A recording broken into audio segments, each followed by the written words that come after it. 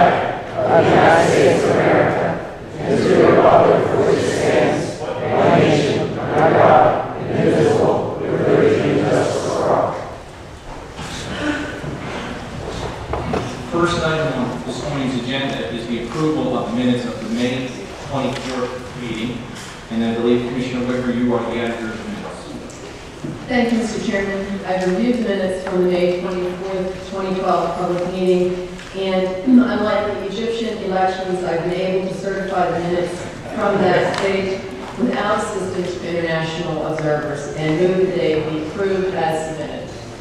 Second. That was caught. And Vice Chair, thank you for that second. You were not paid in any way by that, but Commissioner Whitmer, you get a bad girl this morning. Any further discussion? Any objections? Hearing none, the minutes are approved as submitted. It's a pleasure to welcome to the podium for the game public meeting is Ms. Cheryl Walker-Davis. Good morning, Cheryl. Good morning, Mr. Chairman. Good morning, Commissioners. Good morning. May it please the Commission, on behalf of your various offices and bureaus, we present for your consideration and disposition the following agenda items commencing this morning with matters on behalf of the Bureau of Technical Utility Services, Transportation Williams. It is recommended that the Commission adopt all items appearing on pages 1 and 2 through and including the Airstar transportation matter. So moved. Second. Any discussion? Any objections? Hearing none, the motion passes unanimously. On behalf of the Director of Administration, it is recommended that the Commission adopt the two recommendations appearing on page 3. So moved. Second. Any discussion? Yes, Chairman. On the awarding of the contract for the Pennsylvania Universal Service Fund Administrator, I wish to have it recorded that I am voting in favor of the recommendation based only on the bid price. So noted. Any further discussion? Any objections? Hearing none, the motion passes unanimously. On behalf of the Bureau of Audits, it is recommended that the Commission adopt all items appearing on page 4 through the Ingenious Citizens Electric matter. So moved. Second. Any discussion? Any objections? Hearing none, the motion passes unanimously. On behalf of the Director of Regulatory Operations, it is recommended that the Commission adopt the recommendation on page 5 with regard to the retail market investigation. So moved. Second. Any discussion? Any objections? Hearing none, the motion passes unanimously. On behalf of the Office of Special Assistance, we recommend the adoption of the first item pertaining to the PPL Electric Company and the Donskoe complaint, noting the statement of Commissioner Whitmer. So moved. Second. I'd like to recognize Commissioner Whitmer for purposes of her statement. Thank you, Mr. Chairman. This is a conflict statement for a member of Team Whitmer. Prior to joining my staff, Shelby Linton Petty was listed as counsel of record for the PPL Industrial Customer Alliance in the above reference proceeding. Therefore, to avoid any impropriety arising from her previous employment, I wish to note that they have not been advised by Ms. Petty regarding this matter. So noted. Any further discussion? Any objections? Chairman, Chair Cawley. this matter involving a request by Donskoe, a foundry that has existed in Wrightsville since 1906, has been a matter of concern to this commission for at least 3 years. The chairman, Commissioner Gardner, and I have all been dealing with this issue for well over 3 years before it became a formal proceeding in the underlying rate case. Donskoe subsequently filed a petition for reconsideration, which we granted, all in an attempt, because of its physical location and the non-existence of PPL transmission facilities, to obtain a special investable rate. I'm going to vote no to this recommendation because of my extreme disappointment. the PPL chose to litigate this matter rather than spend the effort and money to find a solution to this problem which would have benefited job retention and job creation in the Wrightsville area. I'm going to vote yes, but I'm going to agree with many of the statements that you've outlined. And yes, it's been a 3-year endeavor for 3 of us up here. And I am also disappointed in the way PPL has handled this case, Commissioner Cawley. And I look back at requests that were made to this commission to support the company on a major transmission project known as Susquehanna-Roseland, and the efforts of this commission on the passage of Act 11. And I agree with you, Commissioner, it's rather disappointing that the company decided to litigate this case. And with that, is there any further discussion? Any objections? We'll note the dissenting vote of Commissioner Cawley, and I believe the motion passes 4-1. Continuing with the presentation of agenda items on behalf of the Office of Special Assistance, it is recommended that the Commission adopt the recommendation pertaining to Cranberry Taxi at the bottom of page 6, as well as all items appearing on pages 7 and 8 through and including the matter pertaining to the Utility Workers Union of America versus Missouri American. So moved. Second. Any discussion? Any objections? Hearing none, the motion passes unanimously. On behalf of the Bureau of Technical Utility Services, it is recommended that the Commission adopt the first item of the vote to the amendment of the application, the generation supplier license of Just Energy, noting the statement of Vice Chairman Coleman. So moved. Second. I'd like to recognize Vice Chairman Coleman for purposes of the statement. Vice Chairman Coleman. Thank you, Mr. Chairman. Just ask that my statement be entered into the record as our entirety. This is a conflict statement involving one of my team members. So noted. Any further discussion? Any objections? Hearing none, the motion passes unanimously, noting the conflict statement from the Vice Chairman. In omnibus fashion, it is recommended that the Commission adopt the remaining 2 items on page 9, as well as all items appearing on pages 10, 11, 12, 13, except the last item pertaining to Penn State, which has been withdrawn. The omnibus continues to include all items appearing on pages 14, and on page 15 through the second item pertaining to Consolidated Communications of Pennsylvania. So moved. Second. Any discussion? Any objections? Hearing none, the motion passes unanimously. With regard to the application of MIPC, that is Monroe Energy, we recommend the adoption of the staff recommendation, noting your statement, Mr. Chairman. So moved. Second. Good morning. I'd like to have my statement entered into the record as read its entirety. Today, we are approving the application of Monroe Energy, which is a wholly owned subsidiary, believe it or not, of Delta Airlines. This transaction for the transfer of pipeline assets paves the way for Monroe Energy to finalize the acquisition of the ConocoPhillips refinery based in Trainer, Pennsylvania, which is in Delaware County. Included in this pipeline transaction are the transportation assets that will provide access to jet fuel delivery, to a jet fuel delivery network that reaches Delta's operations throughout the Northeast Corridor, including hubs at New York LaGuardia, JFK International, and of course Philadelphia International. Monroe Energy will be investing over $150 million to acquire the Trainer facility. The acquisition and operation of this facility will help Delta Airlines meet approximately 80% of its domestic fuel needs, as well as bring $100 million of investment capital to the existing refinery complex located in Delaware County. You notice I said that twice, Delaware County. In my view, Delta's acquisition of the Trainer refinery represents a tremendous opportunity for the Commonwealth of Pennsylvania, not to mention the greater Philadelphia region, both in terms of the existing workforce and the refinery asset itself. I would like to take this opportunity, I know my colleagues join me in this, in applauding Governor Corbett, Secretary Walker, and Secretary Walker's action team, Senator Pileggi, Congressman Meehan, and the entire Delaware County Council for their tremendous efforts in making this project a reality. I also want to take this opportunity this morning to applaud Delta Airlines for making this business investment, which will provide approximately 400 jobs. Actually, for the record, it's 402 jobs. I had to get that verified. In a very important part of the Commonwealth. Hopefully, we'll hear some good news here in the coming months, both in terms of the Marcus Hook and Southwest refineries here in the near future. But lastly, and most importantly, I want to thank our staff in the Bureau of Technical Utility Services and Law Bureau for their extra effort in processing this application in a timely manner while providing a thorough review of the application.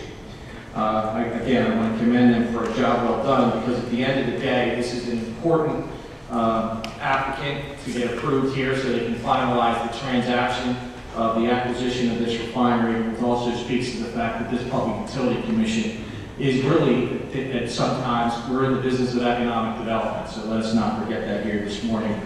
And so with that, I'd like to have the statement entered into the record. And again, I want to say this is a very proud day for someone who lives in southeastern Pennsylvania. If you follow this situation, 3 major refineries have closed within the last calendar year. It was during the Christmas holiday in one of the refineries that those refinery workers, over 500 of them at one, were given pink slips. It is a new day. It is a new opportunity for this part of the state at a very critical time. And I'm proud, believe it or not, I'm very proud to support this application moving forward this morning. Thank you. Mr. Chairman. Mr. Chairman. Commissioner Whitmer. Thank you. While I'm not from Delaware County, I would like to associate myself with your statement and understand the importance of the Delta action and the many roles vital roles that were played by our different officials, and applaud them in that effort, as well as the commission staff. Thank you. Commissioner Gardner. You can associate yourself. You have roots in southeastern Pennsylvania. Hearing no further discussion and no objections, the motion passes unanimously, noting our statement and noting the fact that Commissioner Whitmer and Commissioner Gardner have associated themselves with the statement. Continuing with the presentation of agenda items and matters on behalf of the Law Bureau, it is recommended that the Commission adopt the first 2 items appearing on page 16, including the recommendation containing Pike County. So moved. Second. Any discussion? Any objections? Hearing none, the motion passes unanimously. It should be noted that the last item on page 16 pertaining to the amendment of Chapter 52, Sections 1, 3, and 5 has been postponed until public meeting of July 19th. And it should be noted that the single item appearing on page 17 pertaining to Penn States has been withdrawn by the Bureau. Continuing now with matters presented on behalf of the Office of Administrative Law Judge, it is recommended that the Commission adopt on page 18 all of the items there appearing through and including the Borough of Slocum Haven Manor. So moved. Second. Any discussion? Any objections? Hearing none, the motion passes unanimously. With that concluding the presentation of regular agenda items, we now turn to the hearing agenda. With regard to the first item here, UGI Central Penn Gas's Energy Efficiency and Conservation Plan, there is the joint motion of Vice Chairman Coleman and Commissioner Whitmer. I'd like to recognize Vice Chairman Coleman for purposes of the joint motion. Vice Chairman Coleman. Thank you, Mr. Chairman. Excuse me. I would ask for a joint motion be entered into the records, though we read it in its entirety. On January 14, 2011, UGI Central Penn Gas, Inc. filed a base rate increase request with the Commission. As part of this filing, CPG also proposed to implement an energy efficiency and conservation plan. The plan was modeled after similar plans filed by electric distribution companies as required by Act 129 of 2008. The active parties in the proceeding later negotiated a settlement of all issues relating to this case, including the EE&C plan. The presiding administrative law judge recommended that the settlement be approved and no exceptions to the recommended decision were filed. By opinion and order entered August 19, 2011, the Commission approved the settlement with the exception of the EE&C plan. The Commission concluded that CPG should be required to make supplemental filings providing additional detail on 9 issues. The Commission concluded that while this plan is not required by Act 129, it should be held to the same standards of prudency and cost effectiveness. CPG submitted a revised EE&C plan on October 24, 2011. The Office of Consumer Advocate filed comments on the revised plan on November 16, 2011. The OCA identified a number of deficiencies in the revised filing, including CPG did not provide documentation of how program savings would be calculated for each measure and the source and data providing estimated or deemed savings. CPG did not provide adequate explanation of the underlying data and assumptions used to generate the TRC benefit cost ratios. The Commission is inclined to support well-developed programs and policies to foster energy efficiency and conservation. However, CPG does have the burden of proof in demonstrating that this specific plan is in the public interest. Given the above-mentioned deficiencies identified and investigated, we cannot conclude that there is a reasonable probability that CPG's plan will prove to be cost-effective if implemented. Accordingly, we find that the revised plan should be disapproved, and the CPG refund those monies collected in anticipation of the plan's implementation to its customers. CPG may file a revised plan after resolve the issues with the filing. In terms of setting priorities, we would encourage the CPG to maintain focus on its ongoing integration with UGI Utilities Inc. and make the necessary investments and operational changes needed to ensure the safe and reliable distribution of natural gas to its customers. Therefore, we move that the Office of Special Assistance prepare an order consistent with this motion. Second. Any discussion? Any objections? Hearing none, the joint motion passes unanimously. Continuing with the presentation of carrying agenda items on page 2, it is recommended that the Commission adopt the 2 items there appearing, including the T-Mobile Northeast matter. So moved. Second. Any discussion? Any objections? Hearing none, the motion passes unanimously. That concludes the carrying agenda. Turning to the supplemental carrying agenda, it is recommended that the Commission adopt the recommendation to preserve jurisdiction for quality transport services. So moved. Second. Any discussion? Any objections? Hearing none, the motion passes unanimously. Before we adjourn here this morning, I know we have 2 items to cover in their retirement announcements. I just was doing the back of the envelope calculation here, and 2 of these individuals represent 64 years of institutional knowledge that we're going to lose here today. And I know my colleagues and I joined together in praising both these individuals, and I want to start with Patrick Edwards, who's our Federal Railroad Administration Program Supervisor in the Bureau of Technical Utility Services. Pat Edwards has been with us as a supervisor in the Federal Railroad Administration for 25 years. And he was employed by the PUC and certified by the FRA back in 1991 as a track safety inspector. Before joining the Commission, he was employed by Bessemer and Lake Erie Railroad in Western Pennsylvania. He's a graduate of Slippery Rock University and continued his enthusiasm in the rail industry.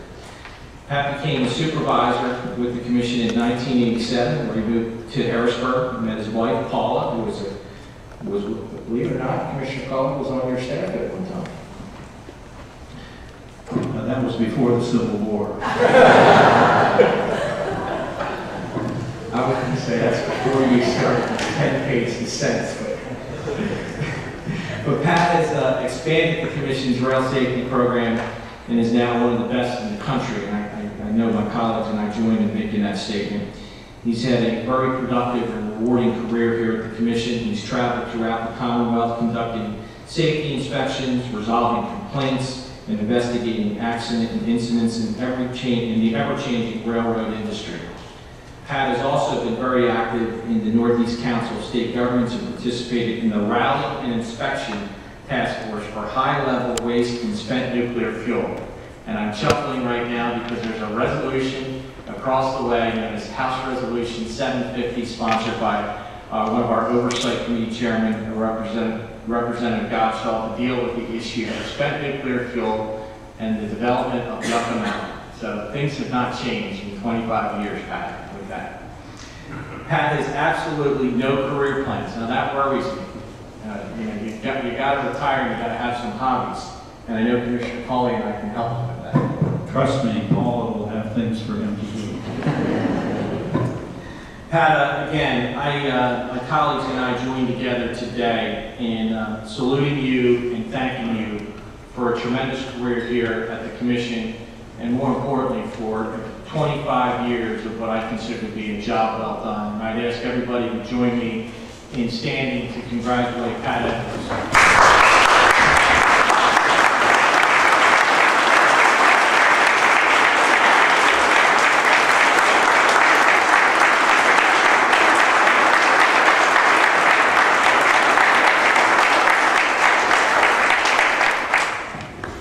Now, Pat, we're not done yet. We're going to ask you to come forward because I'm going to jump into the next recognition for Dave Fisher. But, you know, we do give you the opportunity to roast us because we have the microphone there. We have a nice award there. But our next retirement here this morning is someone who has 39 years of service. And I believe by a Price Waterhouse audit calculation that is the longest serving or longest tenured employee with the commission. I think it's 39 years. I stand corrected. The historian to my right. Does that sound correct? Okay. So here in 1973, Dave Fisher, also known by his friends as Fish, graduated from Penn State University with a degree in civil engineering. He married his high school sweetheart, Elizabeth, and came to work for the commission as an engineer one.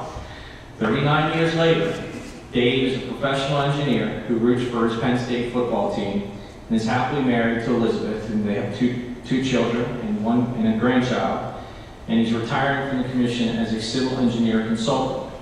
Now, I have a little historic timeline here looking back over 39 years when Dave started with us.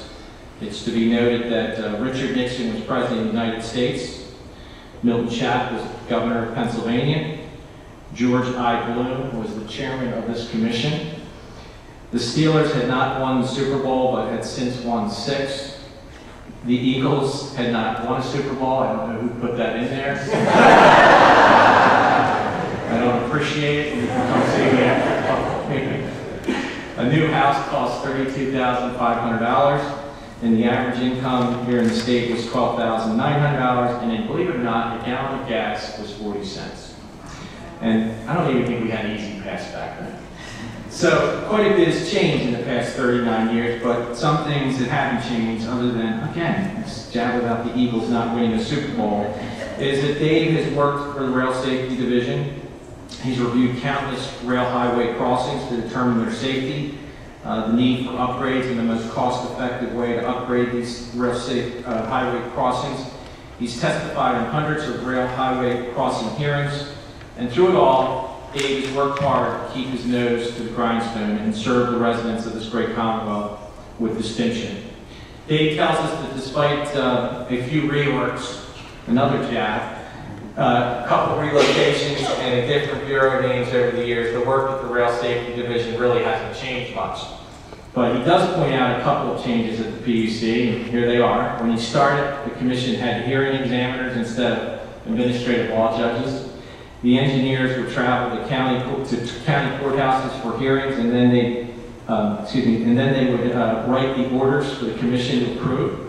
And then the commission didn't hold public meetings. Rather, the commissioners got together in the executive chambers in the North Office building and made their decisions behind closed doors. I'm proud to report, in the spirit of transparency, a lot has changed here at the commission. Dave stayed with the commission now over 39 years because he enjoyed his work here and the opportunity to travel the Commonwealth and interact with many different people in the industry. He is leaving now so he can spend more time golfing and traveling. I'm glad to see he does have hobbies. Also, originally from the Pittsburgh area, he plans to return to his roots so he can enjoy more time with his family and friends. And Dave, again, my colleagues and I joined here this morning in saluting you for a job well done and a remarkable career, 39 years of great service to this commission and this Commonwealth. And please join me in recognizing Dave Fisher.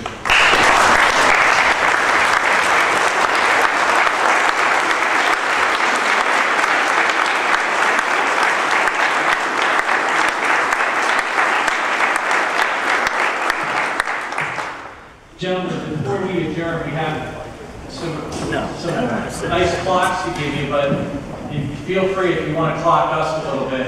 You can grab the podium, and we want to give you this opportunity to make some remarks.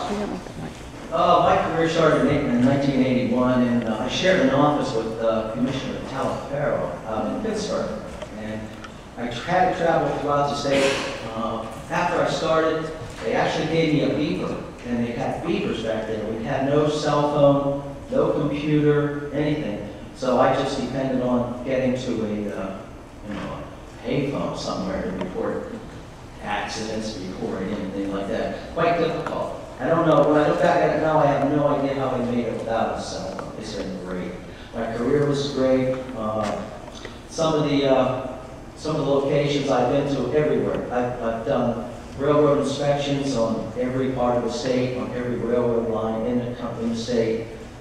I've been involved with other agencies throughout the whole country, especially with the Northeast Council of State Governments, with the radioactive shipments. We did a lot of those. And it's been a great career. I can't say anything bad about it. It's great, career. We have a lot of good people in our division, and I look forward to great things in the future. It's been great. Thank you. Thank you.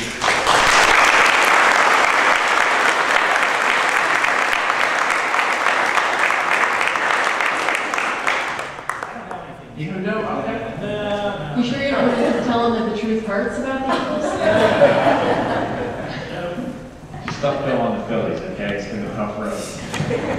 Well, with that, we are adjourned, but we're going to join our honorees for a clock presentation. And again, congratulations on a job well done, and I say this sincerely. God bless and good speed in your retirement years. And keep us on the straight path, okay?